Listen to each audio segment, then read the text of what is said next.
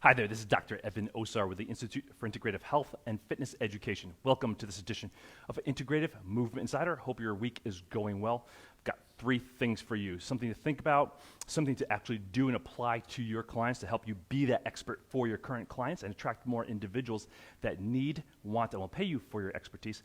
And then a special invitation to next weekend's Idea World Fitness virtual event. First, my wife and I are, if I haven't mentioned, we're actually in the process of moving out of Chicago for a variety of reasons. And, we got up this morning and, we were kind of getting at it a little bit. So, if you have a spouse, and especially if you work with your spouse, you know how that goes. So, we're a little stressed out because of what's going on in the nature of our, economy in this Chicago, like the Best Buy just by our office was looted yesterday, or I should say last weekend. Stores were ransacked around our area last week. We're in the process of moving, as I mentioned, so that's happening in the next few weeks. Janice is about to leave to help her parents move out of their house, and sell their house and move into an apartment. So lots of stuff going on. Then we had some mini tornado come through our city earlier this week, knocked our power out. We were supposed to be out of power the entire week here, so I had to cancel and reschedule some patients, but luckily we got our power back. So a lot of stuff going on here in our world. So I dropped Janice off downtown. She had to do a couple things before she leaves out of town. And then I stopped in a 7-Eleven right there. And the woman standing by this Aruna was her name. I asked her her name. Aruna is a store owner, and she's a Middle Eastern American woman. And she kind of looked at me weird, and she's like, what do you need? And I'm like, I just need to come in here and grab, a soda. And she's like, and I'm like, why would that matter? And she's like, well, if you can see, they ransacked my store this past weekend. She's like, the second time this has happened in the last couple months. And she just, as I talked to her and I went to pay for my drink, it was so sad, so unfortunate for this woman. And I wanted to hug her, and she looked like she was about to cry. She's like, I don't know if I'm going to reopen. I don't have anything here now. And I talked last weekend about, many of us, you and I, as business owners, as health and fitness, in the health and fitness industry, are struggling, man, right? It's our businesses are being affected, whether it be from COVID. Maybe you have an illness yourself, or a loved one, or someone close to you has been affected from an illness standpoint. But obviously your business has been impacted.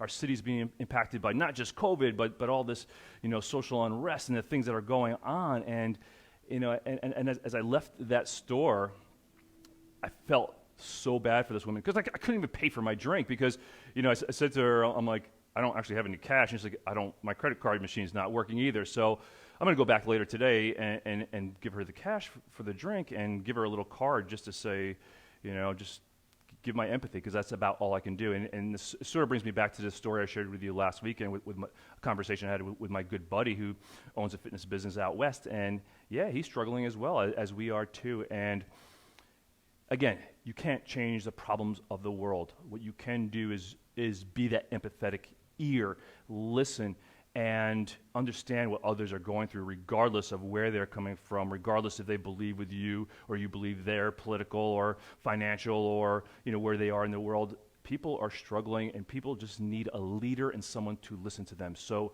my encouragement to you, and it was a great lesson for me, like I said, most of the time when I share these messages, I'm saying them for myself. I'm being selfishly, I say them for myself so I don't forget, because I can get very jaded living here in the south side of Chicago and all the stuff that we see and the things that have happened to us.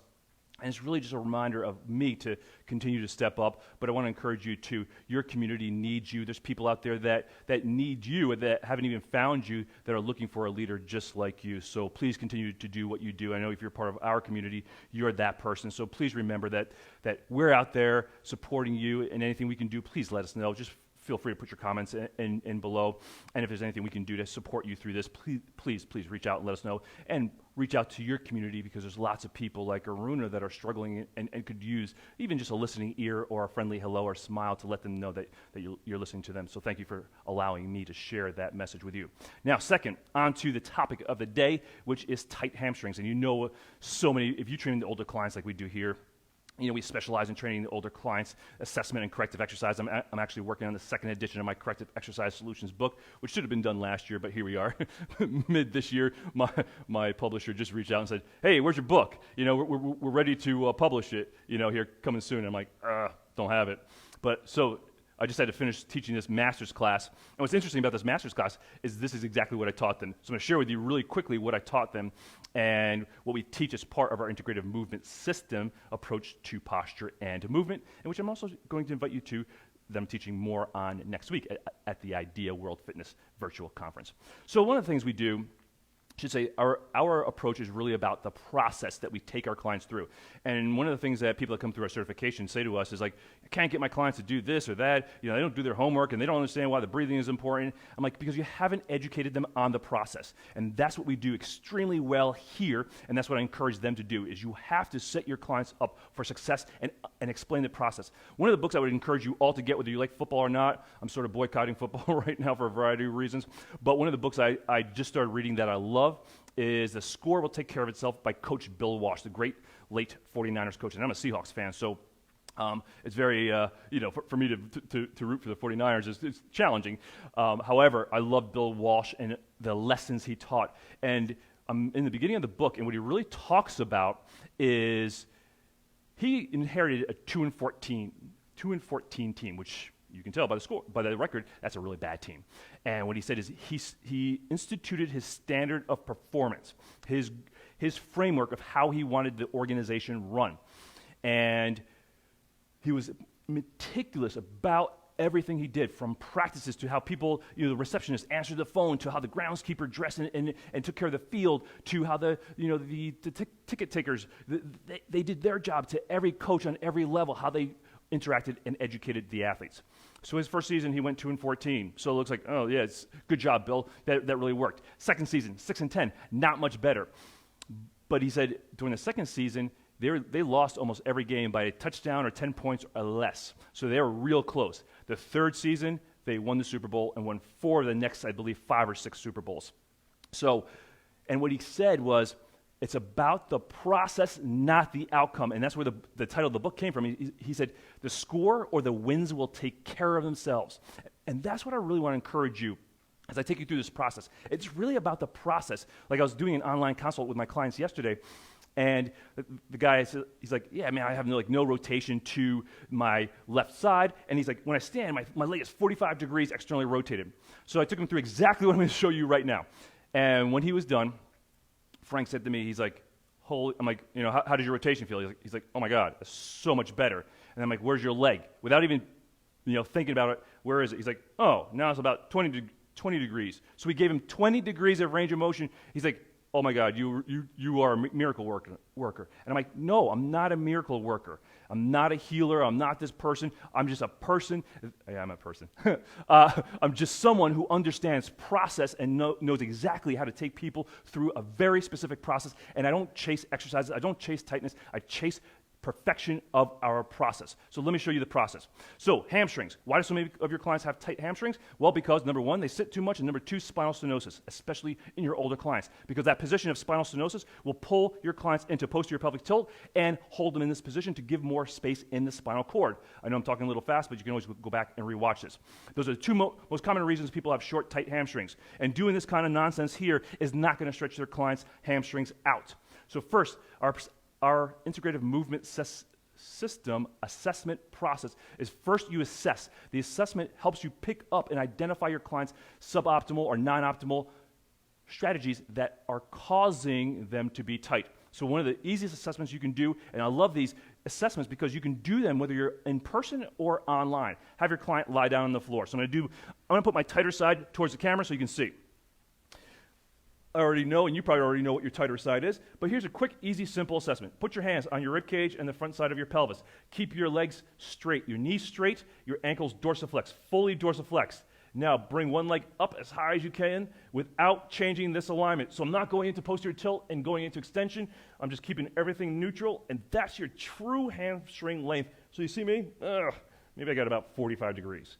And just feel the effort it takes to raise as well. So now do the other side, my tighter side. Effort, much harder, yeah, much less. So again, that's about 30 degrees. So about 45 degrees here, 30 degrees there. So quick, easy assessment to see the difference between side to side. What we are really concerned with is the asymmetry of range of motion. Yeah, maybe I have short hamstrings on both sides, but you can't keep chasing the tightness on both sides, especially when you have this asymmetry, because it's the asymmetry that will start to pull and create rotations. And that's why when you look at your clients, they're probably standing like, they're here, they're here, they're here, they're here. You're like, why are you like that? Stand up straight. Well, part of it is these asymmetries, and if you keep releasing both sides symmetrically, you maintain the asymmetry. And that's ultimately what starts to drive knee problems, low back problems, hip problems, and many of the common conditions your clients are experiencing. Now, we move into phase 2, or step 2 of the integrative movement system process, and that's the address phase. And now you address these asymmetries that you found during your assessment process. So we're going to use the integrative movement system corrective exercise strategy, which involves myofascial release as a first step, because that helps you align, get your client releasing the chronic myofascial tension and or restrictions, and help set them up for success. We're going to use the roll go. We love the roll go. I'll put the link down here. If you don't have one, get one. Your clients, you will feel the difference. So I'm going to do this seated. I would probably do this lying down, but I'll do this seated just so you can see it easier. I'm going to put my hamstring on here, and what I'm going to do is push down lightly, push my heel down into the bench as I have the roll go. I'm leaning on one edge of the roll go. And I'll hold that for a count of 5, 4, 3, 2, 1, and then I'll just lift up and go knee extension. So I'm just using the antagonist muscle group, the extensors, making sure I'm as aligned as I can be while doing this release.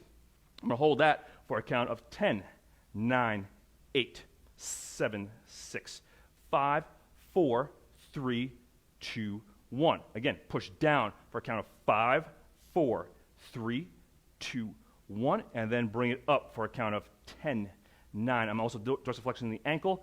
8, 7, 6, 5, 4, 3, 2, 1. I'll do it one last time. And again, you can change the position of this as well. You can get higher up towards the glutes, or I should say towards the attachment on the ischial tuberosity, or you can go down lower towards the attachment around the knees.